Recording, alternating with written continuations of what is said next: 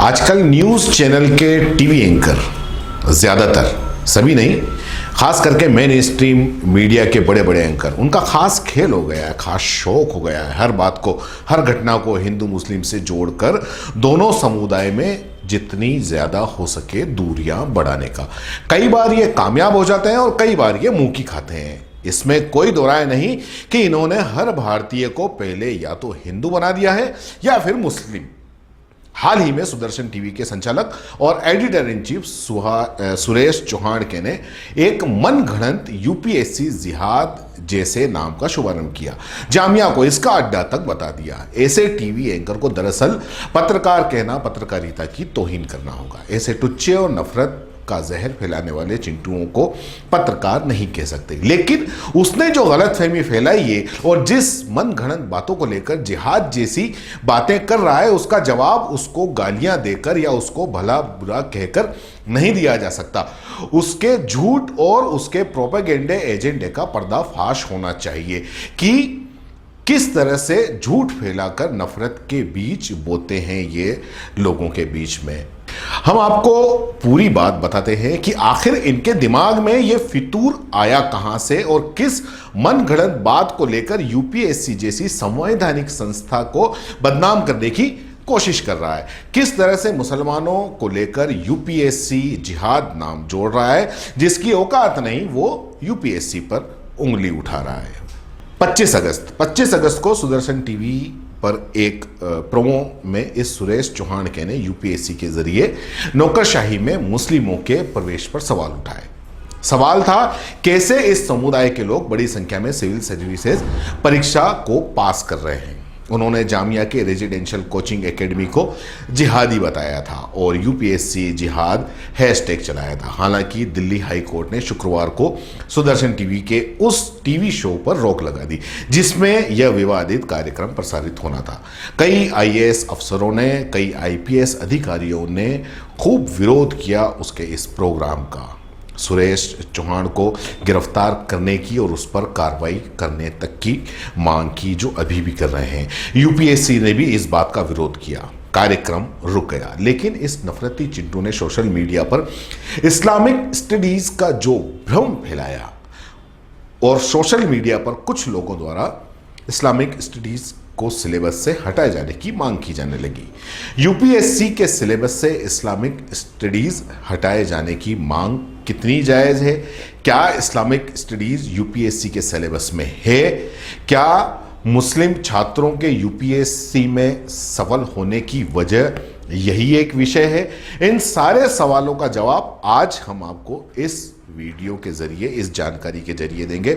आपके लिए जानना बहुत जरूरी है। सबसे पहले मैं आपको बता दूं कि हालांकि मैं ये बात पहले भी बता चुका हूं, अपने पहले वीडियो में भी बता चुका हूं कि यूपीएससी भारत की सर्वोच्च परीक्षा प्रणाली है और ये इतनी फेयर और सच्ची है कि आज तक इस पर कोई उंगली नहीं उठा सका। यहां सिर्फ काबिल लोग, जो काबिल हैं, इसके काबिल हैं, वो ही लोग इस परीक्षा को पास कर पाते हैं।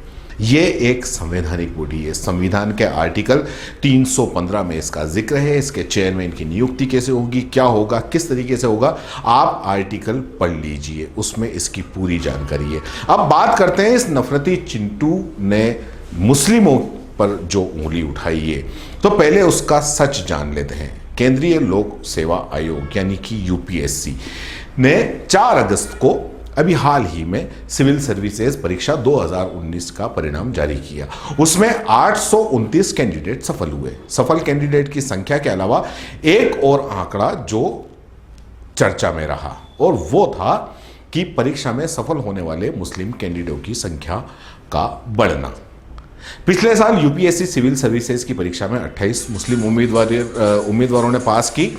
2019 परीक्षा के परिणामों में यह संख्या बढ़कर 42 हो गई। इसे 40% बढ़त बताया जा रहा है। इस पर हम बात करेंगे। मुस्लिम उम्मीदवारों की सफलता का आंकड़ा आने के बाद में सुदर्शन टीवी के इस सुरेश चौहान को नया शगुफा मिल गया नफरत फैलाने का और ले आया मनगढ़ंत शब्द यूपीएससी जिहाद और फिर तार जोड़ दिए इस्लामिक स्टडीज के नाम के एक विषय से और इसी वजह से इसके फैलाए इस झूठ के इसी के जैसे लोगों ने सोशल मीडिया पर दावे किए कि इस्लामी स्टडीज़ के चलते यूपीएससी में सफल होने वाले मुस्लिम उम्मीदवारों की संख्या बढ़ रही है, लिहाजा इस विषय को सिलेबस से हटा दिया जाना चाहिए। कुछ मीडिया रिपोर्ट्स के मुताबिक भाजपा के राज्यसभा सदस्य हरनाथ सिंह यादव ने भी यूपीएससी के सिलेबस से इस्लामिक स्टडीज़ को हटाने की मांग की। अब आते हैं पूरी पड़ताल पर, फैक्ट चेक पर। इस्लामिक स्टडीज़ क्या है और क्या ये हटाने की मांग सही है, सिलेबस में है या नहीं है। सबसे पहले मैं आपको बता दूं कि जो इस्लामिक स्टडीज़ के दावे कर रहे हैं यूपीएससी सिलेबस में, तो उन्होंने यूपीएससी सिलेबस का एक पेज भी नहीं देखा है और ना ही कभी यूपीएससी सिलेबस का नाम इन्होंने सुना होगा। दावा किया जा रहा है कि इस्लामिक स्टडीज़ विषय के चलते परीक्षा में सफल होने वाले मुस्लिम छात्रों की संख्या बढ़ी है। वैसे इस दावे का सच कोई भी यूपीएससी का सिलेबस चेक करके पता कर सकता है। यूपीएससी की साइट हर किसी के लिए खुली है, वहां पे सिलेबस है। हमने भी यूपीएससी सिविल सर्विसेज परीक्षा का सिलेबस चेक किया, आपको स्क्रीन पे भी हम दिखाएंगे। साल 2019 की जिस परीक्षा परिणाम 4 अगस्त को जारी हुए, उसके नोटिफिकेशन में दिए गए सिलेबस में इस्लामिक स्टडीज़ नाम का कोई विषय नहीं है। साल 2020 में सिविल सर्विसेज परीक्षा के नोटिफिकेशन में दिए गए सिलेबस में भी इस्लामिक स्टडीज़ विषय हमको नहीं मिला। पड़ताल के दौरान हमें आईएएस अधिकारी सोमेश उपाध्याय का एक ट्वीट मिला। सोमेश ने अपने ट्वीट में इस्लामिक स्टडीज़ दावे को तंज कसते हुए फेक बताया। ट्वीट का ये स्क्रीन पर आप देख रहे हैं, इसका हिंदी अनुवाद हम आपको बता रहे हैं कि एक समानांतर दुनिया है जहां यूपीएससी के ऑप्शनल सब्जेक्ट में इस्लामिक स्टडीज़ भी है और इस समानांतर दुनिया का नाम है व्हाट्सएप यूनिवर्सिटी। अब एक नज़र यूपीएससी के सिलेबस पर डाल देते हैं कि इसका सिलेबस एक्चुअल में क्या है। यूपीएससी की सिविल सर्विसेज परीक्षा में 3 चरण होते हैं, प्रीलिम्स, मेंस और आखिर में इंटरव्यू। जैसे जैसे आप परीक्षा पास करते रहेंगे, आप अगले चरण में जाते जाएंगे। प्रीलिम्स के 2 पेपर होते हैं, एक जनरल स्टडीज का और दूसरा पेपर होता है सीसेट का, जो कि क्वालिफाइंग पेपर होता है। क्वालिफाइंग यानी कि उसमें एक मार्क्स होते हैं, वो आपको लाने होते हैं।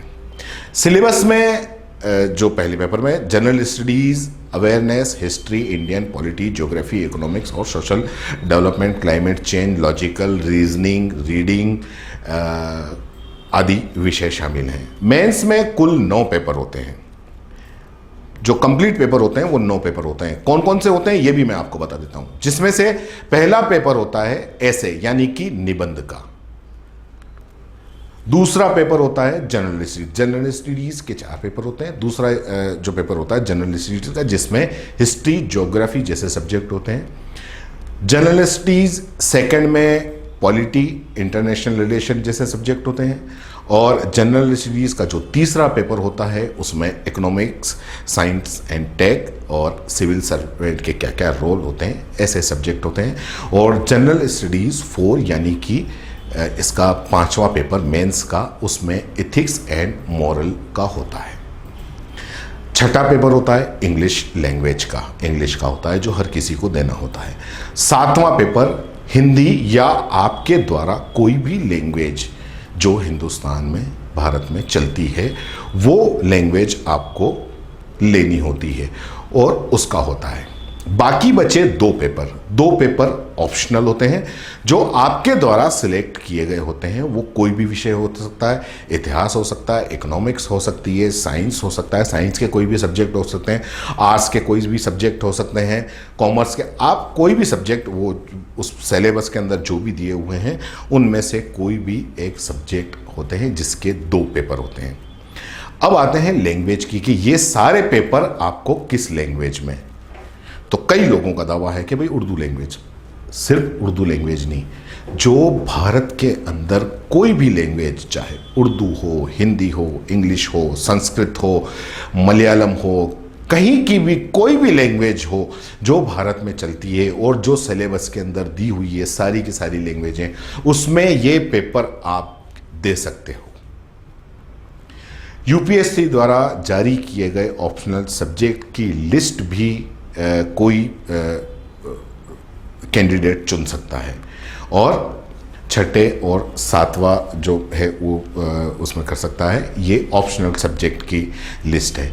इन सारे सिलेबस के अंदर कहीं भी किसी भी लिस्ट में, पूरे सिलेबस में इस्लामिक स्टडीज नहीं है, न तो ऑप्शनल सब्जेक्ट में है, ना ही किसी और सब्जेक्ट में है। इस्लामिक स्टडीज जैसा कोई सब्जेक्ट ही नहीं है। सिविल सर्विसेज क्लब के संस्थापक लक्ष्मी शरण मिश्रा लंबे समय से स्टूडेंटों को यूपीएससी परीक्षा के लिए प्रशिक्षित कर रहे हैं। वो कहते हैं कि यूपीएससी में इस्लामिक स्टडीज नाम का कोई सब्जेक्ट नहीं है। उर्दू साहित्य के सिलेबस में भी इस नाम की कोई यूनिट नहीं है। यहां तक कि हिस्ट्री के सिलेबस में भी अब मुस्लिम काल से जुड़े हुए कोई सवाल नहीं पूछे जाते। उनका अनुभव यह है कि ज़्यादातर मुस्लिम स्टूडेंट भी उर्दू की जगह दूसरे सब्जेक्ट लेकर ही सिविल सर्विसेज की परीक्षा में सिलेक्ट हो रहे हैं। 2019 में 829 लोग सफल हुए, उसमें मुस्लिम कैंडिडेट की संख्या 42 है, यानी कि 5%। जबकि देश की आबादी में मुसलमानों की संख्या का जो हिस्सा है वो करीब 14 या 18% है।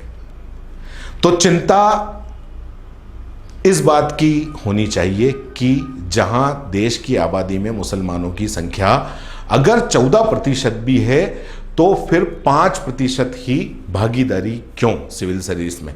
कम से कम 14% होनी चाहिए, क्योंकि भागीदारी उनकी जनसंख्या के अनुपात में काफ़ी कम है। अब रही बात आईएएस की तैयारी करवाने की, तो उसमें हर बड़ी यूनिवर्सिटी, चाहे वो कोई भी यूनिवर्सिटी हो, जामिया हो, अलीगढ़ यूनिवर्सिटी हो, या कोई भी देश की कोई भी यूनिवर्सिटी हो जहाँ पे ये सारे सब्जेक्ट पढ़ाए जाते हैं, आर्ट्स साइंस पढ़ाए जाते हैं, वो यूनिवर्सिटी यूपीएससी की तैयारी छात्रों से करवाती है। जामिया से याद आया कि जिस पार्ट में उसने सवाल उठाया, तो मैं आपको बता दूं कि जामिया के 25 छात्रों में से 11 छात्र नॉन मुस्लिम हैं जो जामिया से निकले और आईएएस और बाकी आईपीएस और आईआरएस जो बनेंगे। तो उसमें से 11 छात्र नॉन मुस्लिम हैं और उनकी रैंक भी अच्छी खासी है, जिन्होंने जामिया में रह के पढ़ाई की और जामिया में रह के उन्होंने तैयारी की। ऐसी कई संस्थाएं हैं, सभी की अलग अलग संस्थाएं हैं जो यूपीएससी की पढ़ाई करने वाले, यूपीएससी की तैयारी करने वाले छात्रों को तैयारी करवाते हैं। कई एग्ज़ाम लेके और नए नए फैकल्टीज़ को बुला के और तैयारी करवाते हैं। कई ऐसी स्वयंसेवी संस्थाएं हैं, तो उनके ऊपर सवाल उठा के और इस तरीके से यूपीएससी जिहाद और ये करना एक बड़ी अजीब और बेवकूफ़ाना बात है। और सीधी बात कहूँ तो सुरेश चौहान के जैसे लोग सिर्फ और सिर्फ आपकी अज्ञानता का फ़ायदा उठाकर भ्रम फैलाते हैं, और ये भ्रम नफ़रत और जहर फैलाने के काम में लेते हैं। हकीकत कुछ और होती है, आपको चिल्ला चिल्ला कर टीवी पर ये लोग कुछ और बताते हैं। अब आपको समझना है कि आपको इन नफरत फैलाने वालों की बातों में आना है या हकीकत जो है उसको देखना है और उसको समझना है और ऐसे नफरत फैलाने वालों के खिलाफ आवाज उठानी है। ये आपको सोचना है। जय हिंद, जय भारत। अगर आप YouTube पर देख रहे हैं तो CBC न्यूज वायर का चैनल सब्सक्राइब करिए, पास में दिख रहे बेल आइकन को भी दबाइए, ताकि जब भी हम आपके लिए कोई खबर, कोई जानकारी लेकर आए तो सबसे पहले आपके पास नोटिफिकेशन पहुंचे। अगर आप Facebook पर देख रहे हैं तो CBC वायर का पेज लाइक करिए। अगर आप Instagram पर देख रहे हैं तो आप हमें फॉलो कर सकते हैं।